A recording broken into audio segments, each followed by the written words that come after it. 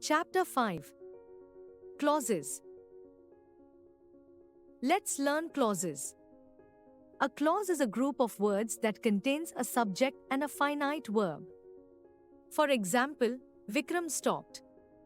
She sang. He slept. Let's learn kinds of clauses. There are two kinds of clauses: independent or principal or main clause, dependent or subordinate clause. An independent clause is a sentence by itself or part of a bigger sentence. A simple sentence contains only one clause. Subject plus verb is equal to complete thought. For example, mother called the family. The ducklings swam to the other side of the lake. I have been planning to buy a new house. In the above sentences, the verbs are both single word, called or swam, and a group of words, have been planning. They are clauses with only one verb. A dependent clause cannot stand by itself. It needs to be combined with an independent clause to make a complete sentence. Subordinate conjunction plus subject plus verb is equal to incomplete thought. We need to have a main clause to make the complete sense. For example, when the ducklings swam, they reached their home safely. Let's learn types of dependent clauses. There are three main types of dependent clauses, categorized according to their function in a sentence: noun clause, adverb clause, adjective clause. Noun clause. A noun clause functions as a noun. It can be a subject, an object, direct or indirect, a subject complement, or an object of a preposition. It may start with a WH word like what, who, which, when, where, or why. It may even start with that or how. For example, he knows that the earth moves around the sun. Direct object of know. My only worry is that they won't be here in time. Subject complement. Whoever is a habitual liar thinks everyone else is lying. Subject. I am highly impressed with what he has done. Object of the preposition with. In the above sentences, all the highlighted groups of words are noun clauses. Adverb clause. An adverb clause is a group of words that functions as an adverb.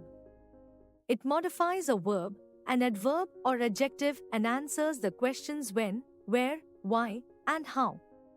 It begins with a subordinating conjunction such as after, if, because, in case, until, where, since, unless, as if, or although. It can be used to state a time, a place, a condition, a frequency, or something related to the independent clause.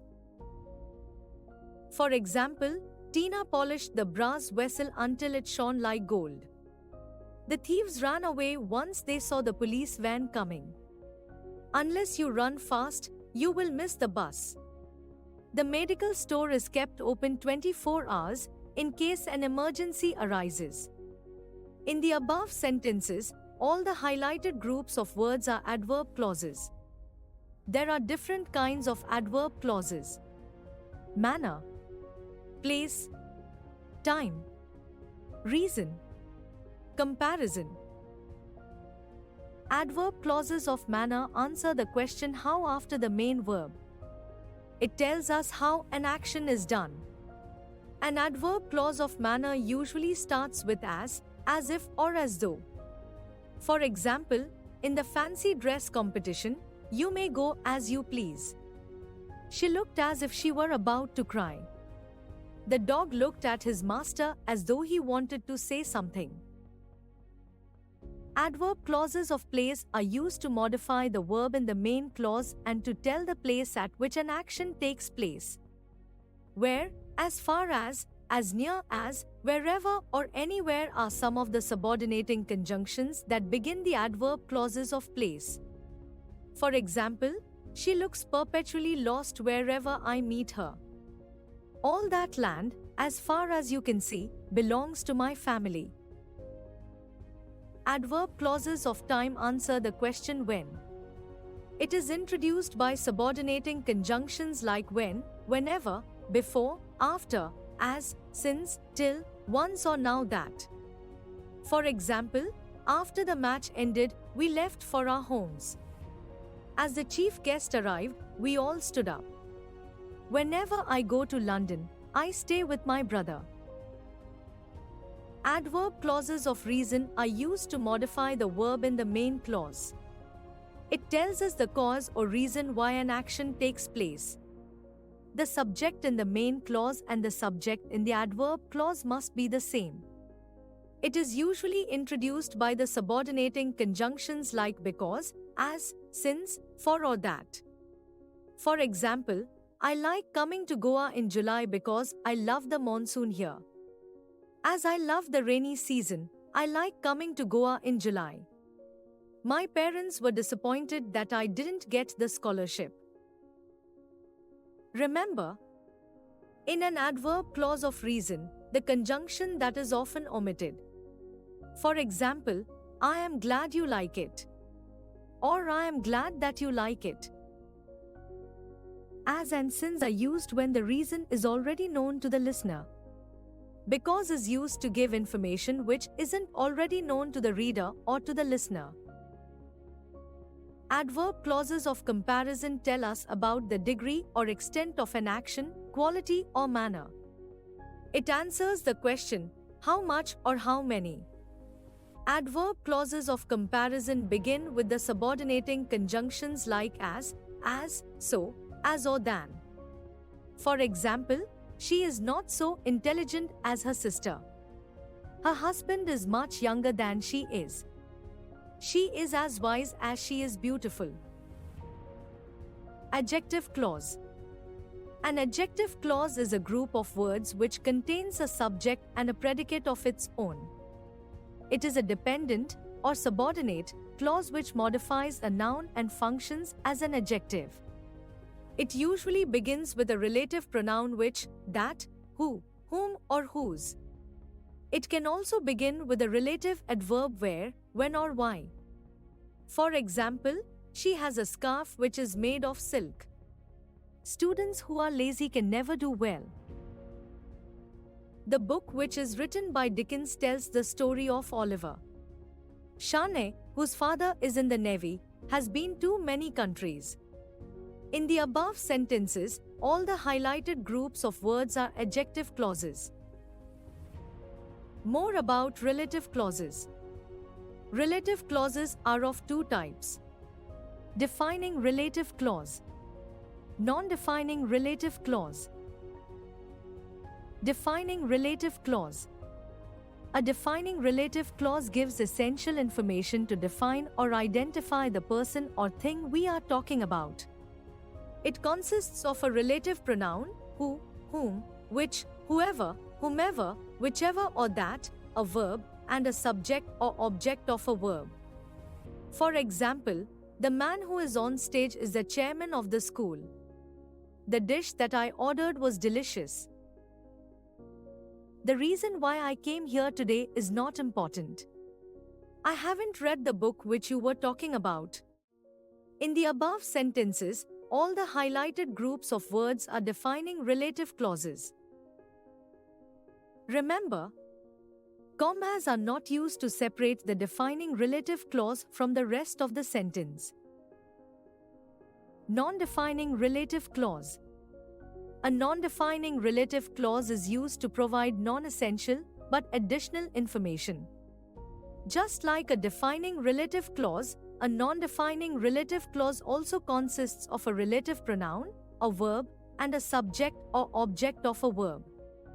For example, Michael Jackson, whose middle name was Joseph, was called the King of Pop. Steve's mother, who lives in Scotland, has 3 grandchildren. The heavy rain, which was unusual for the time of year, destroyed most of the plants in my garden. My uncle, who was born in Hong Kong, lived most of his life overseas. In the above sentences, all the highlighted groups of words are non-defining relative clauses. Remember, Commas are used to separate the non-defining relative clause from the rest of the sentence. Remember, let's learn conditional clause. Conditional sentences tell us that if a certain condition is true, then a particular result happens. In a conditional sentence, one of the clauses lays down the condition, while the second one gives the result. For example, if you had hurried up a little, we would not have missed the show. I would have joined the army if I had the opportunity. If you do yoga regularly, you will soon know the results. In the above sentences, all the highlighted groups of words are conditional clauses. When the if clause precedes the main clause, a comma is used after it. Types of conditional clauses. There are 4 types of conditional clauses. Conditional type 0, conditional type 1, conditional type 2, conditional type 3. Conditional type 0 expresses general truths, scientific facts or results. If plus simple present, conditional clause plus simple present, main clause. For example, if you trim your hair, it grows faster. If you stop breathing, you die. If I get up early, I watch the sunrise. Conditional type 1 is used to talk about a possible situation if a certain condition is met. The action will take place in the future if the required condition is fulfilled by that time. If plus simple present, conditional clause plus simple future, main clause. For example, if I come home before 9 p.m., I will watch the match. If his fracture heals quickly, he will play in the next match. If she works hard, she will pass. Remember, sometimes when can be used instead of if. Conditional type 2 is used when there is very little or no possibility of a condition being fulfilled. It talks of unreal and imaginary situations. If plus simple past, conditional clause plus would plus base form of a verb, main clause. For example, if I were a king, I would live in a castle. If I owned a gold mine, I would cover my roof with gold. If I were rich, I would buy a private jet. Generally, what is used instead of was in the if clause of the conditional type 2. Conditional type 3 is used to refer to past situations. It expresses an imaginary or supposed result of an event that has already taken place. If plus past perfect, conditional clause plus would have plus past participle, main clause. For example, if you had worked harder, you would have passed your exam. If I had found her address, I would have sent her an invitation. If I had known you were coming, I would have prepared a delicious meal.